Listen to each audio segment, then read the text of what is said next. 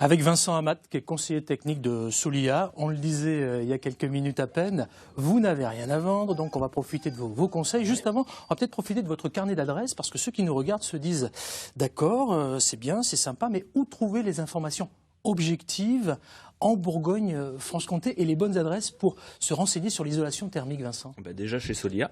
Par exemple, Solia, on va préciser comment ça s'écrit quand même. Alors, S-O-L-I-H-A. Voilà, pour les cruciverbistes. On rappelle ce que ça veut dire? Solidaire pour l'habitat. D'accord, très bien. Donc, effectivement, Solia, pour un petit peu d'histoire, c'est donc un groupe national. Et dessus, après, vous avez des antennes locales, donc en Bourgogne-Franche-Comté notamment. Donc, vous en avez une par chaque département. Après, pour avoir de l'information plus générale et avoir un site objectif, vous avez le site du gouvernement, donc qui s'appelle www.fer.com, donc faire F-A-I-R-E. Tout simplement. Tout simplement. D'accord. On fait simple, pour justement éviter de perdre les gens et leur donner des noms à rallonge, etc. Ouais. Donc là-dessus, sur ce site-là, vous allez pouvoir trouver toutes les entreprises qui sont labellisées pour également avoir un rôle de conseil et qui n'ont officiellement rien à vendre. Et derrière, on a donc les structures Solia. Vous avez également tout ce qui est espace info-énergie, tout ce qui est ADIL, donc Association départementale d'information sur le logement. Voilà, toutes ces petites structures que vous avez par département. Allez, je récapitule. Solia sur le net, fer.com pour l'agence de l'État et l'ADIL, l'agence départementale de l'information sur le logement. Alors maintenant, vous vous dites, ok, d'accord, mais on parle d'isolation ce matin. Moi, je ne sais pas ce que c'est que l'isolation, hormis peut-être les nouvelles fenêtres. Dans ces cas-là, on vous explique en couleur. Regardez. Il était une fois, il y a près d'1 million d'années, des chasseurs-cueilleurs qui accrochaient des peaux de bêtes sur les parois de leur hutte pour se protéger du froid. On ne sait pas s'ils vécurent heureux, mais on sait qu'ils étaient au chaud. Aujourd'hui, plus besoin de dépecer cette jolie petite martre pour sentir la chaleur. En France, depuis 1974, il est obligatoire d'isoler une maison lors de la construction. C'est assez récent. Avant, le pétrole coulait à flot et on pouvait chauffer sans se soucier de garder la chaleur à l'intérieur ou de ménager la planète. Mais ça, c'était avant. De nos jours, plus personne ne veut d'une maison qui fuit. Question de confort et surtout d'économie. Sans isolation, 30% de la chaleur de vos radiateurs s'échappe par le toit, 25% s'enfuit par les murs et 15% se fait la malle par les fenêtres.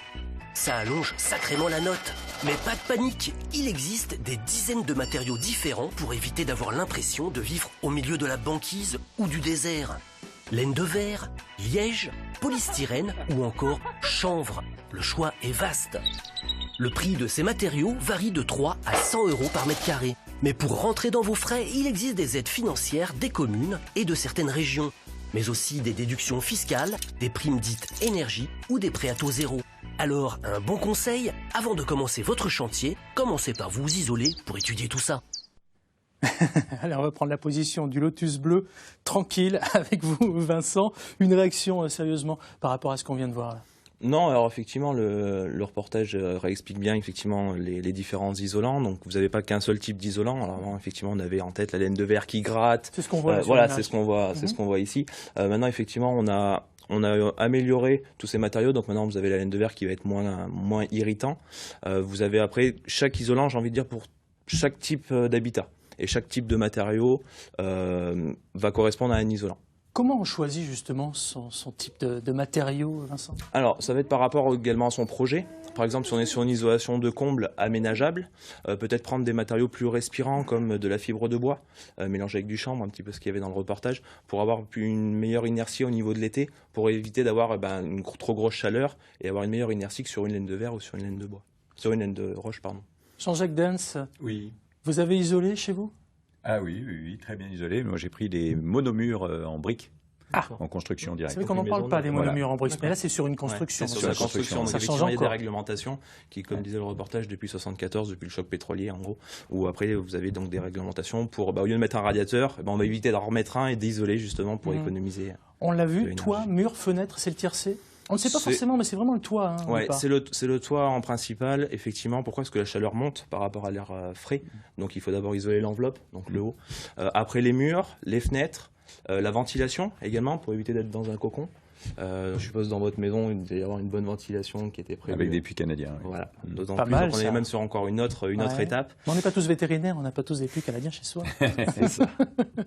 Et également aussi le mode de chauffage, mais d'abord bien traiter l'enveloppe, parce que vous pouvez avoir le meilleur chauffage au monde. Si votre maison est une passoire énergétique, ça servira à rien. Alex, vous qui avez la lumière à tous les étages, est-ce que vous êtes bien isolé? Non, malheureusement, j'ai une vieille maison et qui nécessite beaucoup de travaux. Et pour l'instant, ouais, je suis plutôt en recherche de comment je fais conseils. petit à petit. Voilà. Ouais, alors j'imagine que vous en avez des gens comme Alex qui vous sollicitent justement, puisque vous n'avez rien à vendre. Tout à fait. Qu'est-ce qu'ils vous demandent en priorité? C'est le prix? C'est d'abord le rapport qualité-prix? C'est quoi? Tout dépend où est-ce qu'ils en sont dans leur projet. C'est-à-dire s'ils ont déjà une étape en disant, voilà, j'aurais souhaité isoler ou changer mes fenêtres. Partons là-dessus. Donc, Oui, c'est on va souvent les ça, orienter. d'ailleurs, Ouais, hein. c'est la principale question, effectivement. Les gens vont se dire, ça va être les fenêtres en priorité. On l'a très bien vu dans le reportage, pas forcément. Ça correspond entre 10 et 15% en fonction de la typologie, en fonction des isolations déjà présentes. Donc d'ailleurs, on va être là pour leur conseiller. Écoutez, on va peut-être plutôt partir sur un bouquet de travaux. Donc menuiserie, isolation et ventilation, et voir ce que ça peut nous donner pour optimiser au mieux l'habitat. Je vous Mais propose je serais ravi de venir chez vous pour venir voir. Je vous propose d'écouter la question de Cyrielle, qui est à côté de Dijon, précisément à Saint-Sauveur. Regardez. Je m'appelle Cyrielle, j'habite en Bourgogne-Franche-Comté. Je suis de Saint-Sauveur. J'ai des gros problèmes d'isolation chez moi. Je paye des factures démesurées. Donc j'aimerais savoir s'il y a des recours possibles pour que mon proprio fasse quelque chose en fait. Et sinon, comment je peux faire? Merci beaucoup. Alors, quelles sont les obligations du propriétaire de Cyrielle, finalement? Est-ce qu'il a des obligations, ce propriétaire? Oui, il y a des obligations. C'est-à-dire, alors, il faudrait voir depuis quand Cyrielle est locataire dans ce logement-là, mais vous avez une réglementation où le bailleur est obligé de fournir le fameux diagnostic de performance énergétique, le fameux DPE, voilà, avec les petites lettres A, B, C, D, F, G, pour justement montrer si le logement est énergivore ou non. Ça va être malheureusement l'une des seules obligations que le bailleur va avoir. C'est-à-dire que le locataire, théoriquement, est censé être au courant que son logement qu'il va louer va être énergivore. Après, il a des réglementations qui va imposer à ce que le logement soit étanche. C'est-à-dire qu'il ne faut pas qu'il y ait une fenêtre cassée ou des choses comme ça. Mais au niveau thermique pur et dur, on n'a pas d'obligation, sauf d'informer. Voilà. Ça, c'est vraiment une règle importante. C'est-à-dire que si Cyrielle n'a pas son DPE, il faut qu'elle le demande à son propriétaire. C'est une obligation légale. Je reviens sur l'aspect pratique. Oui. Et concret, encore une fois, vous le disiez fort justement, vous êtes là pour donner de l'information, la plus large possible, la plus juste possible. Le conseil se fait sur combien de temps et la démarche se fait comment finalement? Vous avez une grosse partie de conseil lors de la visite, puisque on est sur place, donc on peut... C'est-à-dire que vous vous déplacez sur place? Voilà, on se déplace à la demande des personnes. Alors, pour Cyrielle, ça pourrait être gratuit, en tout cas son propriétaire le veut, parce que vous avez donc la commune qui va prendre en charge notre déplacement. Après, sur d'autres territoires comme Montbard également, c'est gratuit, parce que la communauté, la ville de Montbard souhaite qu'on se déplace gratuitement. Après, pour les autres, sur ce qu'on appelle le diffus, donc le reste du territoire, ça a des frais. C'est un montant de 200 €, mais derrière, vous avez donc une visite, un diagnostic complet du logement, un rôle de conseil, un recherche de financement. Donc voilà, vous n'avez pas juste une visite comme ça. Justement, à propos de frais, forcément, on a des dépenses quand on fait une rénovation énergétique, quel que soit le niveau. Ça peut être simplement les fenêtres, ça peut être la totalité, comme on l'a vu dans le reportage. Quelles sont les aides qui existent en Bourgogne-Franche-Comté? Alors, vous avez donc aide nationale, donc crédit d'impôt.